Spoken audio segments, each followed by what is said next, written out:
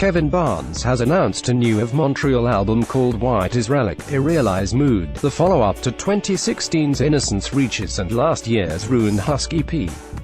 According to Barnes, the new LP was heavily inspired by 80s club remixes, and the squelchy synth-funk of lead single Paranoiac intervals body Dysmorphia thumps appropriately. Listen and read what Barnes has to say about the album below. Two important events occurred during the making of White Is Relic, Irrealis Mood. I became simulated reality paranoid, and I fell in love.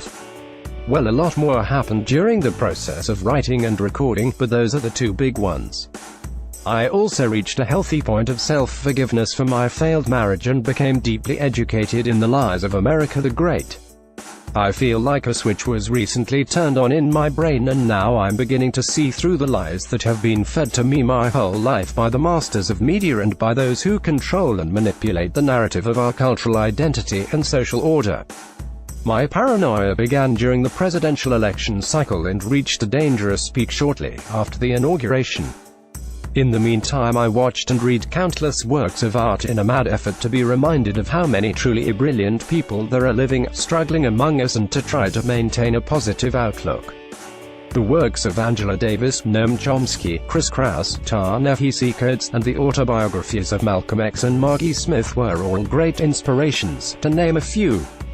Musically, I was very inspired by the extended dance mixes that people used to make for pop singles back in the 80s. It's so cool how a lot of the 80s hits had these really intricate and interesting longer versions that wouldn't get played on the radio and could only be heard in the clubs. I used the template with these tracks. I wanted them all to feel like the extended club edit of album tracks. I also decided to abandon the live band in a room approach that I had been using on the recent albums and work more on my own or remotely with collaborators. I used the same drum sample packs throughout because I wanted the album to have a rhythmic continuity to it.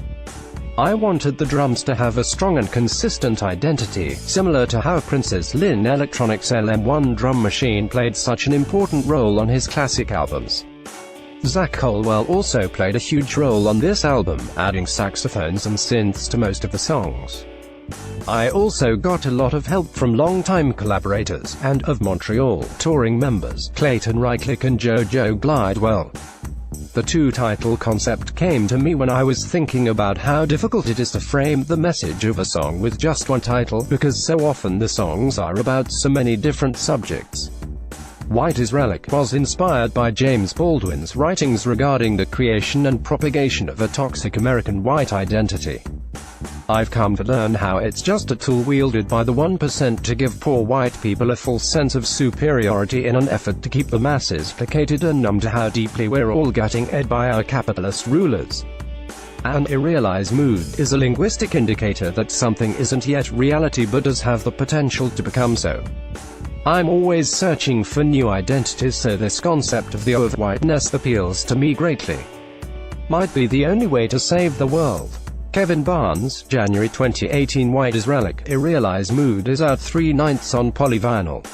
This post originally appeared on